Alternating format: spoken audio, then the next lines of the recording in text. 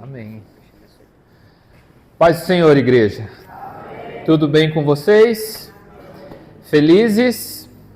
Sim? Sim. Amém. Jesus já disse algo para vocês? Já? Então vamos dar início ao nosso culto. E hoje vai ser uma palavrinha... Obrigado, irmã. Vai ser uma palavrinha rapidinha. Não vai doer nada, vai ser com anestesia. Amém?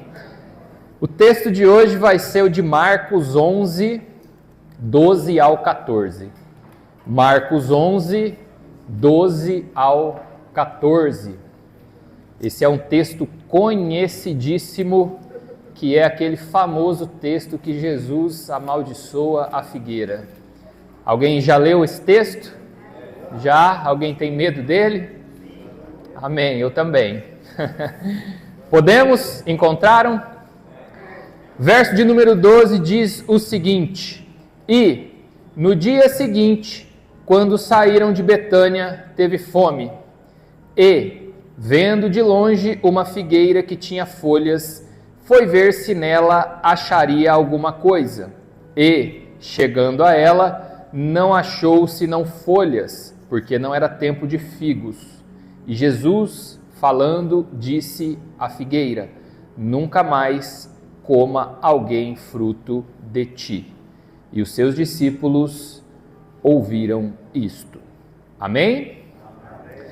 Vamos orar antes de começar? Senhor Jesus, nós te agradecemos por essa oportunidade, a sua palavra foi lida, pedimos para que o Senhor fale aos nossos corações, que o Senhor traga algo novo, que o Senhor traga algo fresco dos céus para que a gente aplique em nossas vidas. Nós te agradecemos e bendizemos o seu nome, em nome de Jesus. Amém.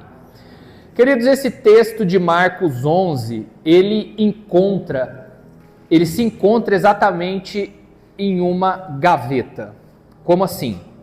Se a gente ler o texto anterior, a gente vai ver que antes desse episódio, Cristo fez a famosa entrada triunfal, montado num jumentinho.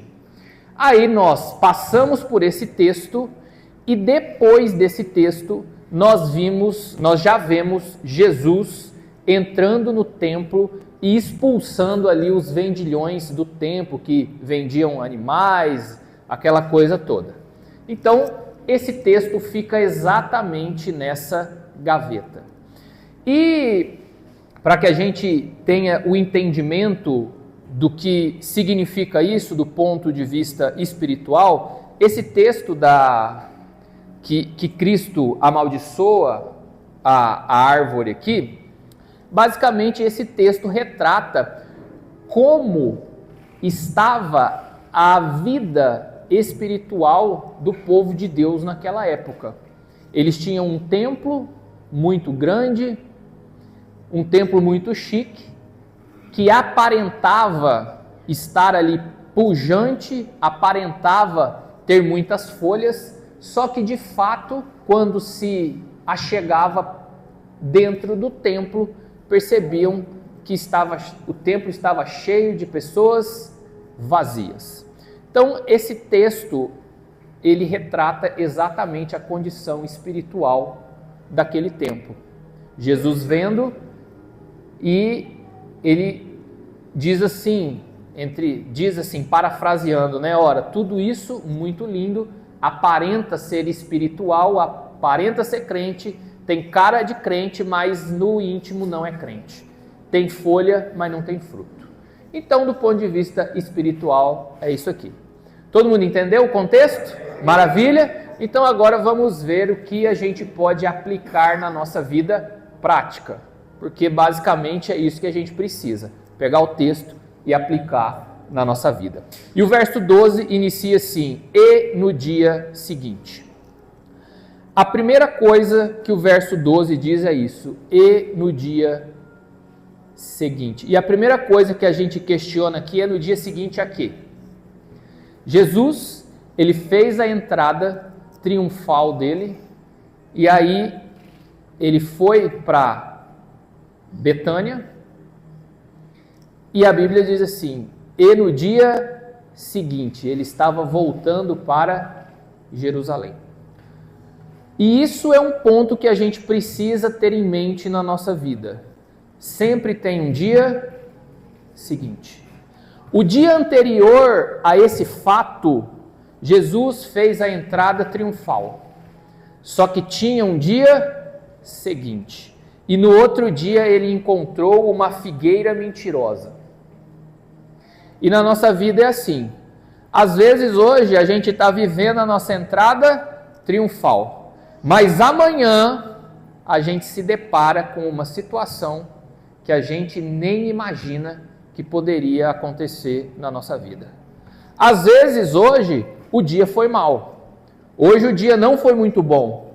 Mas a gente sabe que tem sempre o dia seguinte. Então o cristão, ele precisa entender que sempre há o dia seguinte. Se o dia hoje foi bom, amém, vigia. Amanhã pode ser um dia ruim. Se o dia hoje foi ruim, clama a Deus, ora a Deus. Amanhã pode ser um dia bom. O ciclo da nossa vida funciona assim. Um dia depois do outro, com uma noite no meio. Não é isso? Essa é a vida. Dias bons, dias ruins. Jesus passou pela mesma coisa que a gente. Entrou triunfalmente. No outro dia, viu coisas bárbaras. Precisou até mesmo expulsar os vendilhões do templo.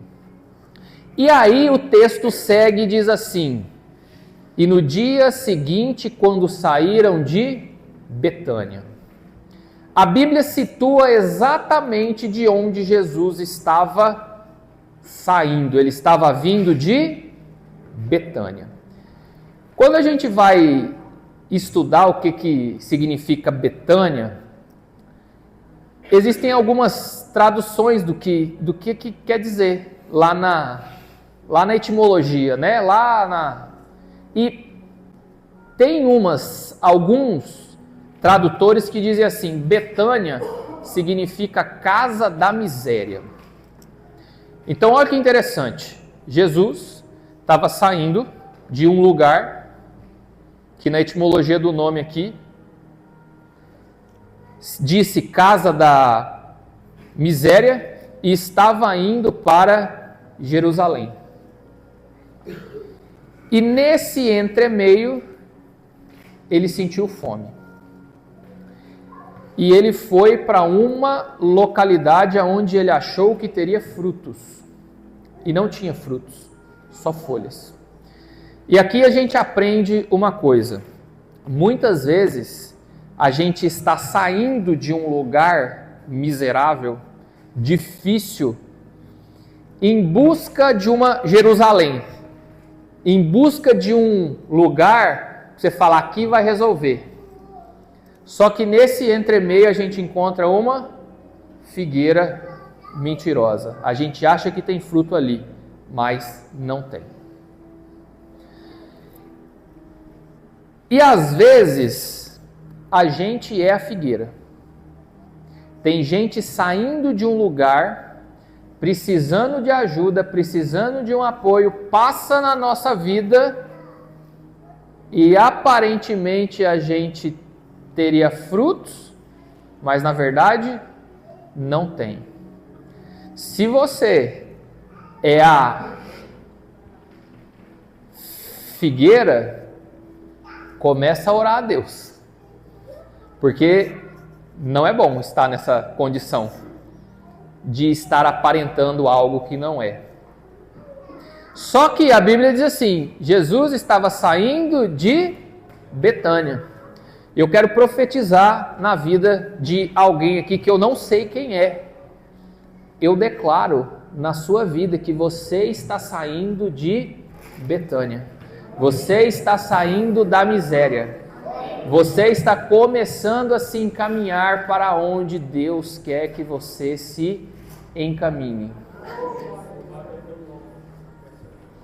E aí a Bíblia diz assim, e teve fome. Então de Betânia a Jerusalém, Jesus teve fome. E olha que interessante. Tem um texto bíblico lá de João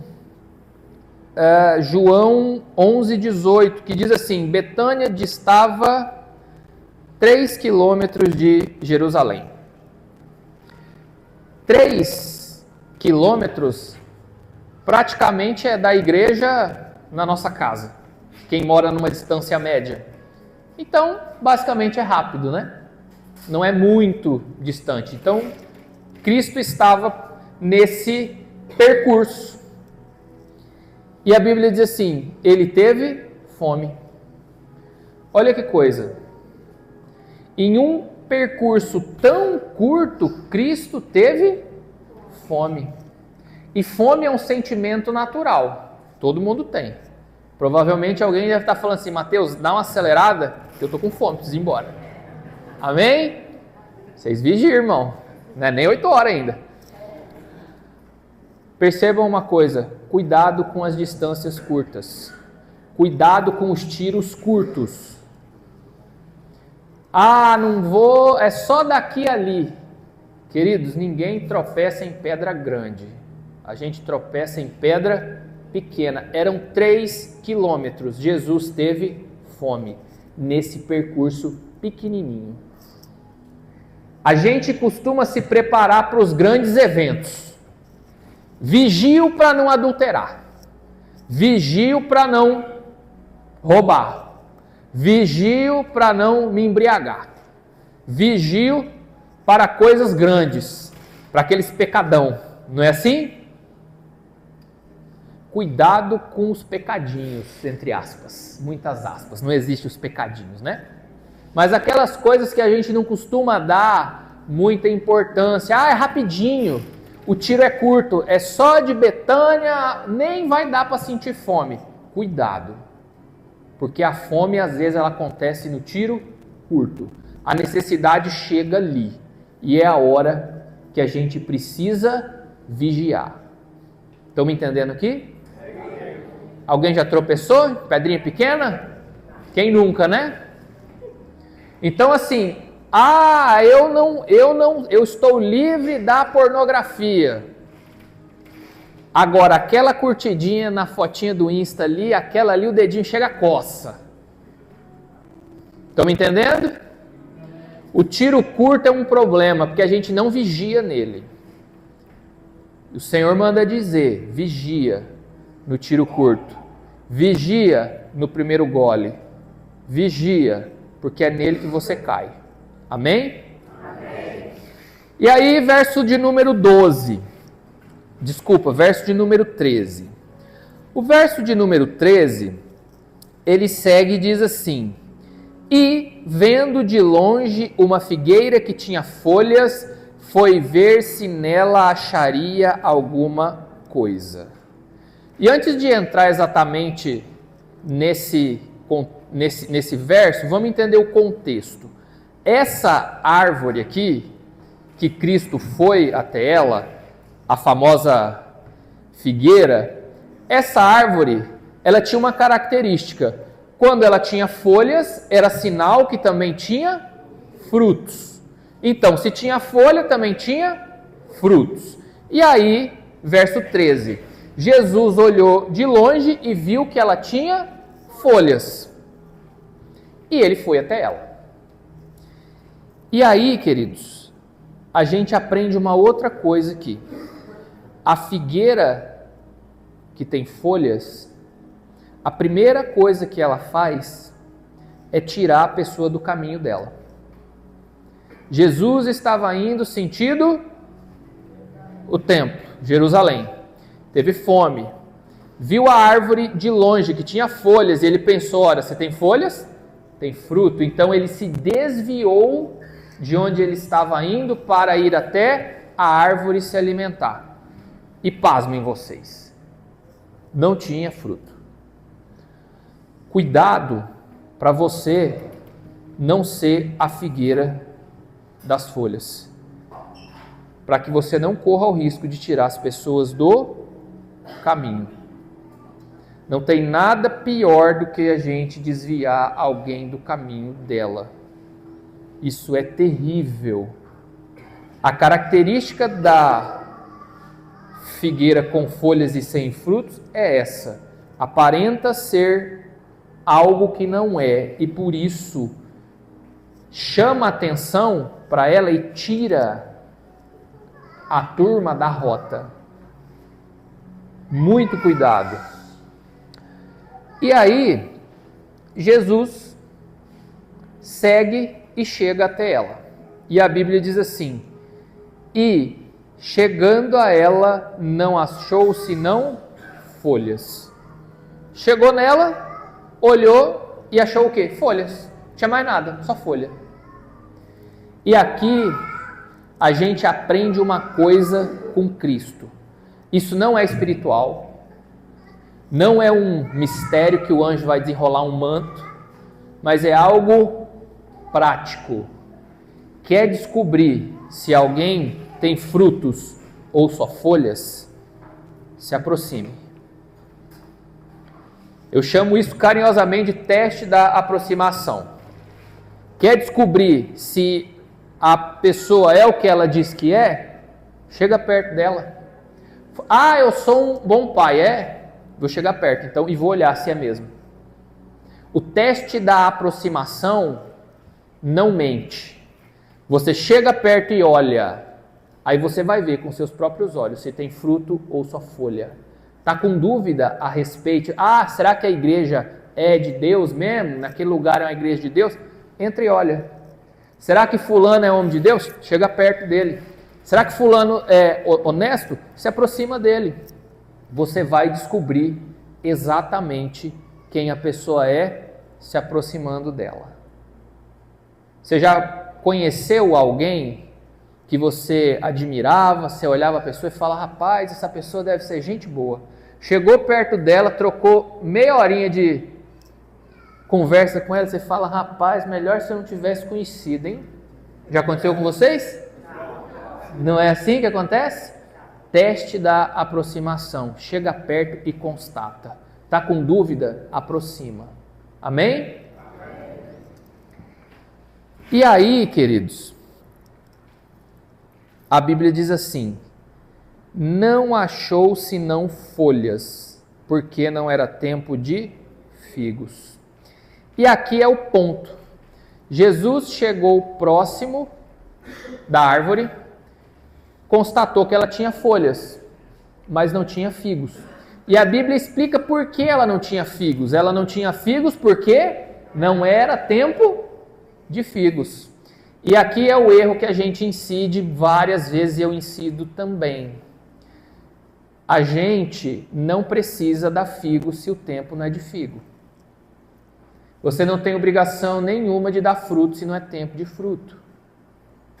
O que a gente não pode é mostrar que tem fruto quando não tem. Não tinha problema nenhum dessa árvore não ter fruto. Por quê? Não era tempo de ter fruto. Tem muita gente querendo atropelar as estações. Se não é tempo de fruto, não se preocupe com o fruto, mas também não mostre algo que você não tem. A gente é mestre para tentar mostrar uma coisa que não é. Se não é tempo, não é tempo, fique em paz. Jesus não vai cobrar nada de você que não esteja no seu tempo. Tem alguém me entendendo aqui? Se não é tempo, queridos, fique em paz. Não tente demonstrar aquilo que não está na hora. A hora que for a hora de dar o fruto, dê o fruto. Agora não engana não os outros, porque aí é sacanagem. Aí é sacanagem com todo mundo. Com a pessoa que procura o fruto e não acha, com Deus, porque você está mentindo, e consigo mesmo, porque está mentindo para você mesmo. Então assim, não tem nada de certo nessa história. Então, Jesus está dizendo o seguinte: se não é tempo de você dar fruto, fique em paz. Não precisa mostrar folha agora e nem fruto. Por quê? Porque não é o tempo. Amém?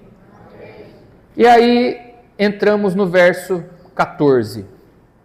E a Bíblia diz assim: E Jesus, falando, disse à figueira: nunca mais coma alguém fruto de ti. E aí aqui é a hora que o silêncio da morte ele invade a igreja. Jesus amaldiçoou a figueira. Ele disse: olha, nunca mais dê fruto. Vocês já meditaram a respeito desse texto? Vocês já pararam para pensar e falaram assim: rapaz, Jesus falou para a árvore não dar fruto nunca mais? Que coisa injusta. Já pararam para pensar? Que coisa injusta. Você sabe qual a maldição que foi lançada sobre a árvore? Olha só, raciocinem comigo. A árvore tinha folhas, mas não tinha frutos. Ela aparentava ser uma coisa que ela não era. A maldição lançada aqui é exatamente essa: permaneça você exatamente do jeito que você está. Você não tinha frutos, vai continuar sem ter frutos. A maldição é você ficar exatamente do mesmo jeito. Ela já não tinha frutos. Ele disse o seguinte: nunca mais dê frutos, ou seja, fique do jeito que você está. E talvez essa seja a pior palavra que Jesus pode lançar na nossa vida. Permaneça você exatamente como você está. Se enganando, mentindo, longe de mim. E aí todo mundo se choca com Cristo. Só que o que Cristo fez? Carimbou aquilo que a própria árvore já tinha por hábito. Ela mostrava que não tinha frutos. E Jesus falou: então tá, então fica assim. Mas eu tenho uma palavra de vida aqui. Jesus não quer que você permaneça do jeito que você está. Jesus quer entrar na sua vida e fazer com que, além das folhas que você está mostrando, que os frutos venham junto. Jesus quer frutificar na sua vida. Jesus quer que de fato o Espírito Santo haja na sua vida e que de fato você tenha frutos mesmo. Então, se você identificou que você está vivendo de faz de conta, Jesus está falando para você: para agora. Porque eu quero que você frutifique de verdade e não de mentirinha. E aí a gente chega no último ponto. Nunca mais coma alguém fruto de ti.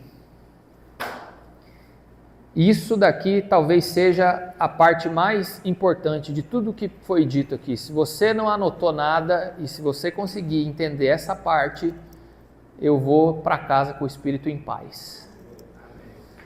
Jesus não se relaciona com o personagem que você criou.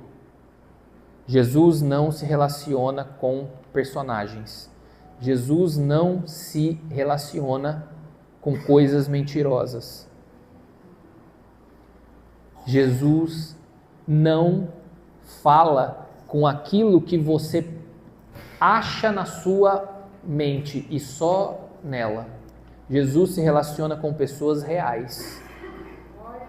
Ele relaciona com o Mateus, não com o personagem que eu inventei a respeito de mim. Tem gente que está perdendo o relacionamento com Cristo porque faz de conta que é alguém que não é. E Jesus está dizendo: quando você começar a se apresentar do jeito que você é, com as mazelas que você tem, com os problemas que você tem, com as dúvidas que você tem, com os medos que você tem, com os anseios que você tem, quando você for de verdade, aí sim eu vou começar a me relacionar com você de verdade. Porque eu não me relaciono com o personagem que você criou a respeito de si mesmo. Eu não sou um Jesus da Disney. Eu não falo com Mickey. Eu falo com pessoas. Eu falo com filhos. E a figueira, é exatamente uma representação. Ela mostrava ser uma coisa que ela não era. Ela mostrava folhas. Ela queria dizer que ela tinha frutos quando ela não tinha. E aqui a gente se porta muitas vezes assim. Estamos morrendo de raiva do mundo, brigando com todo mundo, alguém fez alguma coisa, a gente chega para orar e fala assim: Senhor meu Deus, entro na tua presença santíssima com alegria. Como, querido? Você acabou de quebrar o cacete com todo mundo? Fala: Jesus, estou aqui, estou com raiva. Opa, ele vai falar: opa, agora chegou um de verdade aqui. Esse mostrou que de fato ele é quem ele é. Não adianta a gente fazer gracejo com Cristo, porque ele sonda o coração da gente. Ele sabe aquilo que a gente vai dizer antes da palavra chegar na nossa boca. E a gente quer ter a falsa percepção que a gente vai dizer para ele um monte de mentira, se expressar para ele de qualquer forma, e aí ele vai falar: então tá, ok. E claro que não. Então, se o dia tá ruim, fala: Senhor, o dia tá ruim, hoje não tá bom não. Minha mulher falou uns negócios que eu não gostei, meu esposo falou uns negócios que eu não gostei, a dívida tá batendo na minha porta, esses meninos que você me deu, olha, assim, misericórdia, sabe? Hoje eu senti vontade de ver aquele vídeo lá que mandaram no meu zap, que eu sei o que está ali, senti, e o sangue de Jesus. Fala com Cristo o que está acontecendo, porque aí ele tem condição de te ajudar. Senhor, fiquei muita vontade de tomar uma hoje, mas eu sei que eu não posso, então fala assim com ele, cara. Esse é o ponto. Rasga o coração na presença de Deus, porque aí ele tem condição de trabalhar. Agora, se você chegar e falar: Senhor, eu te agradeço porque tu és bom e o meu dia está ótimo, e o dia está ruim, vai falar: então tá bom, então beleza, segue aí. Tem alguém me entendendo aqui? Tem alguém que já entrou errado assim em Cristo, querendo fazer de conta que está tudo bem quando estava tudo mal? Eu também. É assim com todo mundo, queridos. E se a gente não vigiar, a gente vira árvore. Se não vigiar, a gente vive uma vida de faz de conta.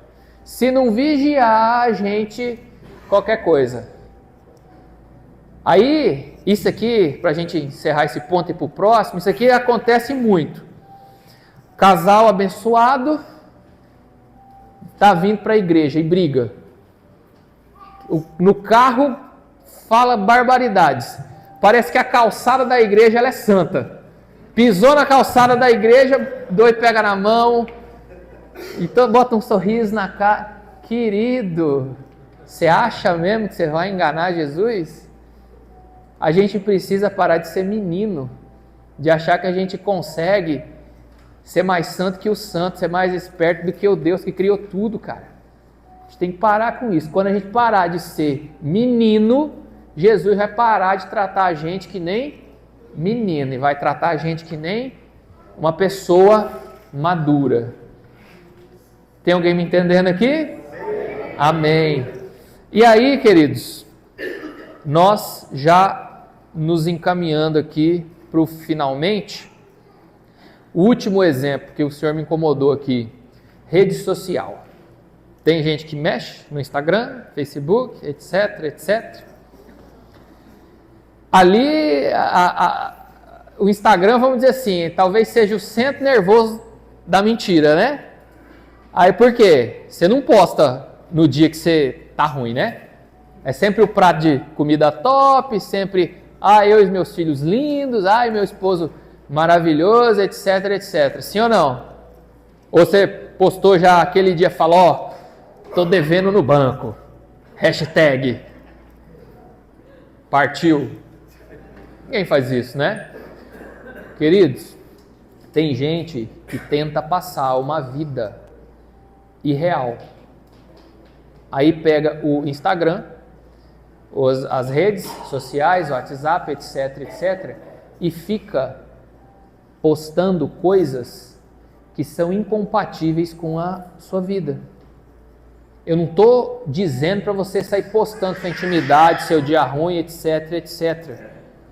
Mas tem gente que posta um casamento top no Insta, mas quebra o pau ali fora.